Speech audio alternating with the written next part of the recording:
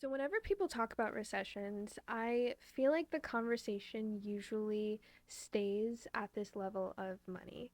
So, thinking about layoffs, thinking about inflation, interest rates, the market in general. And while I think this is all valid and real, I think that there is another level that I'd sort of like to approach it today. So, today I want to sort of dive a little bit deeper into a question that I'm most interested in right now when I'm thinking about this conversation, which is really what happens to the way that people dress when the economy begins to contract. It's my belief that clothing is one of the first places that people adapt when it comes to responding to an economic crisis.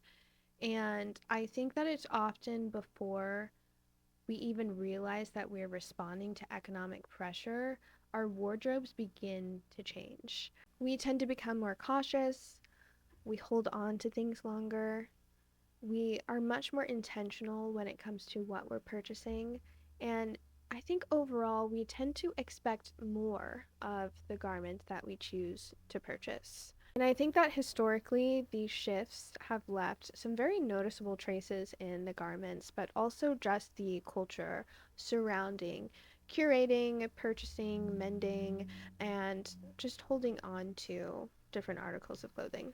Recessions don't just change our spending habits, they reshape our taste, they reshape the silhouettes and the garments themselves, the materials that are used, production times, and even thinking about our relationship to repairing and mending and altering being something that I find personally tends to increase en masse when there isn't as much expendable cash on hand. I personally feel that when money tightens, wardrobes tend to change. And I think it's less about people not caring about their appearance and more so what appearance communicates beginning to shift. The requirement of clothing is often for it to become quieter, for it to become more intentional, and I think ultimately for it to become more functional.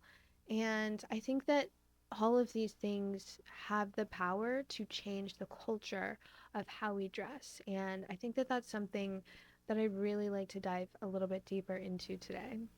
So, today I want to look at how three major economic downturns, first, the Great Depression, the economic crises of the 1970s, and the 2008 financial collapse.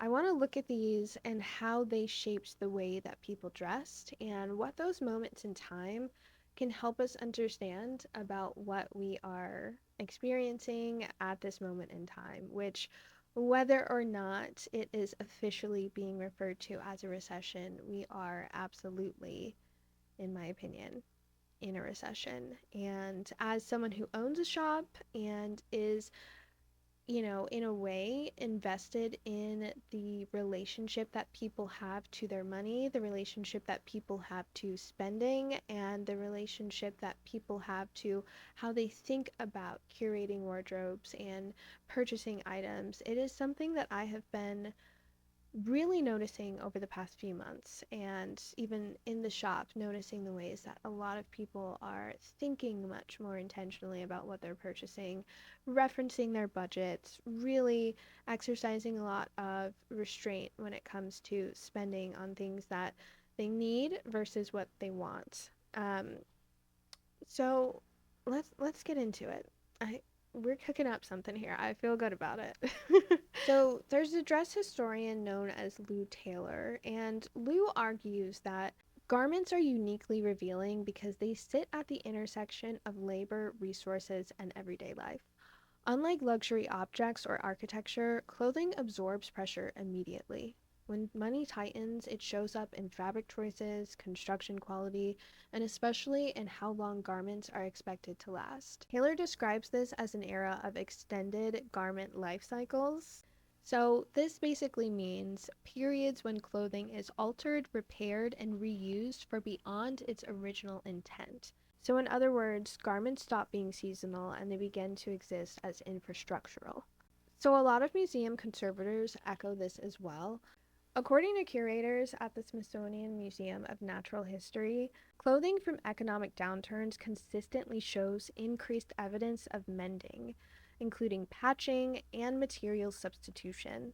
Buttons are often mismatched, linings have been replaced multiple times, and fabrics are often reinforced rather than being discarded. As one Smithsonian conservation note puts it, these details are not aesthetic anomalies, but records of adaptations. Recessions don't just change how people buy, they also change what the clothing is expected to do. And I believe that the Great Depression is one of the clearest examples of this shift. By 1933, unemployment in the United States had reached nearly 25%. According to historian Stephen Mintz, household budgets collapsed so quickly that clothing expenditures were among the first to disappear. Families were forced to rely almost entirely on what they already owned. Yet people still needed to dress for public life, for work when possible, for school, for church. There were still places that people needed to go and show up and present themselves. According to the Smithsonian, garments from the 1930s show extensive reuse. A lot of men's suits were taken apart and were recut for boys.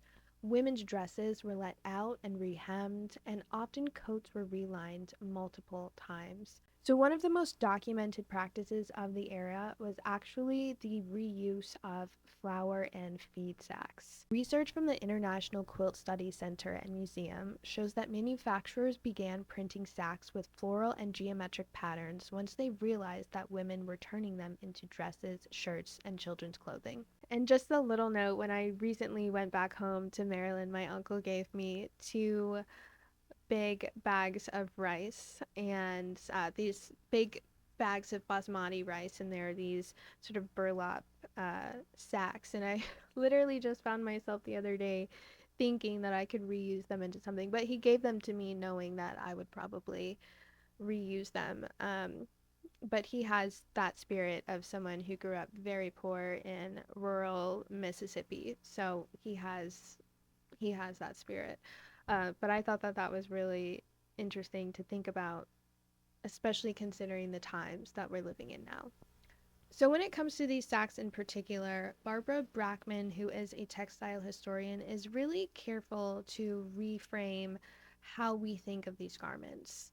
She writes that the feed sack dresses were not symbols of desperation, but instead of ingenuity and pride.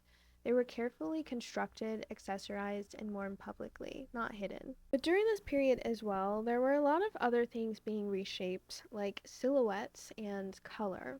So, according to fashion historian Christopher Breward, simplified cuts and neutral tones dominated, not simply because of taste, but because they extended wearability and they concealed damage.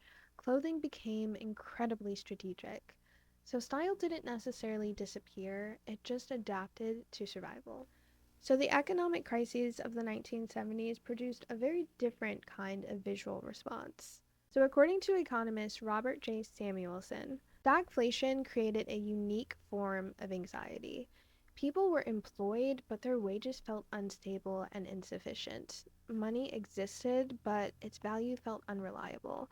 And one thing that I think is very notable is that this feels, in a way, very similar to a lot of the experiences that I've heard that people are sort of encountering now, especially when you think about the fact that no matter who you are and no matter if you're doing well or not, money does not go as far. Just at this moment in time, your money does not go as far.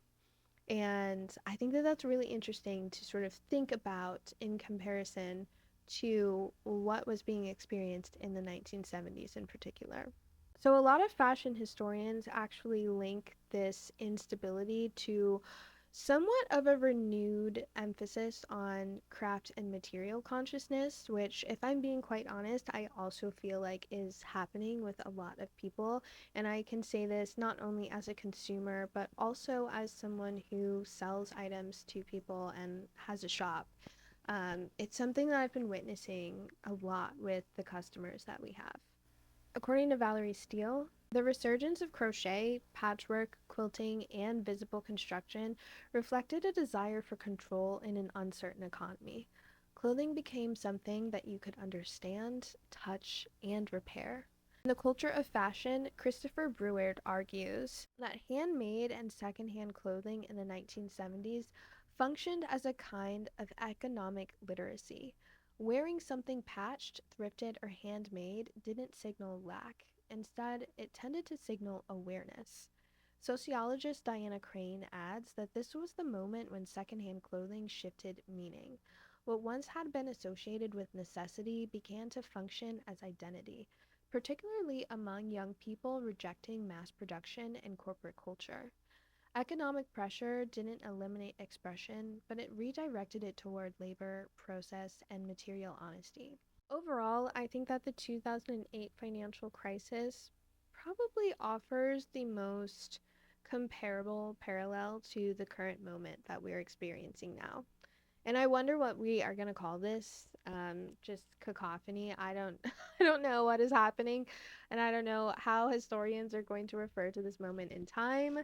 But I think 2008 was an absolutely wild time, and I was just a child, but I very vividly remember what that felt like. So, according to The Atlantic, the collapse of global financial institutions produced a widespread rejection of conspicuous consumption. So, overt displays of wealth, including logos, excess, and spectacle, in all honesty, a lot of it became culturally uncomfortable pretty much overnight. And a lot of fashion critics tracked this shift in real time. In a 2009 New York Times analysis, Kathy Horan observed that post crisis fashion emphasized restraint, understatement, and reliability. Clothing needed to feel safe. At the same time, resale markets expanded exponentially. So, according to data cited by Harvard Business Review, secondhand retail grew significantly in the years following the recession as consumers sought out durability, value, and ethical justification for purchases. Once again, clothing functioned as emotional stabilization. When institutions felt unreliable, garments that promised longevity and familiarity felt grounding. So, what does this tell us about now? In my personal opinion, I feel that when historians study recessions, they don't often describe them as these periods of aesthetic absence. I don't necessarily think that that has ever really been the case, but they do often describe them as moments of recalibration. And I do feel like, especially in the past few years, we have been witnessing a lot of moments of recalibration, from moving to sort of excessive displays of wealth and status and luxury within fashion to moving more towards quiet luxury and minimalism and the neutrals and all that good jazz. And then having moments of maximalism, patterns, animal prints, and neons, and then moving into a space now where the vintage market is doing considerably well, especially in terms of the luxury market, which it's not that it hasn't been a source of interest, but the luxury vintage market in particular is doing far better than it has. I'll just say that. According to Diana Crane, economic downturns tend to compress taste rather than eliminate it. Consumers focus on fewer items, they expect more from them, and they form stronger emotional attachments.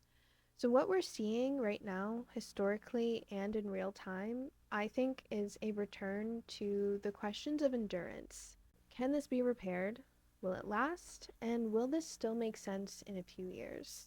I don't think that these are new questions, but I do believe that they are historically familiar ones. History shows us that when the economy tightens, clothing becomes more than a declaration of expression. It becomes a site of memory, of care, and of continuity. I think one of the great things that I love about vintage is that it really allows us to read those histories on the body. I think more than anything, one of the most grounding things about vintage is that it reminds us that people have lived through times of uncertainty. Sometimes it can be really Sometimes it can be really hard to remind ourselves that we are not the first demographic within history to experience the levels of uncertainty and anxiety and strife that we're witnessing now. And I think that one of the things that I love and have always loved about vintage is that it reminds us that style can be adapted and it doesn't have to disappear. And I think that understanding this doesn't tell us what to buy, but it does tell us that people have always learned to live well under pressure.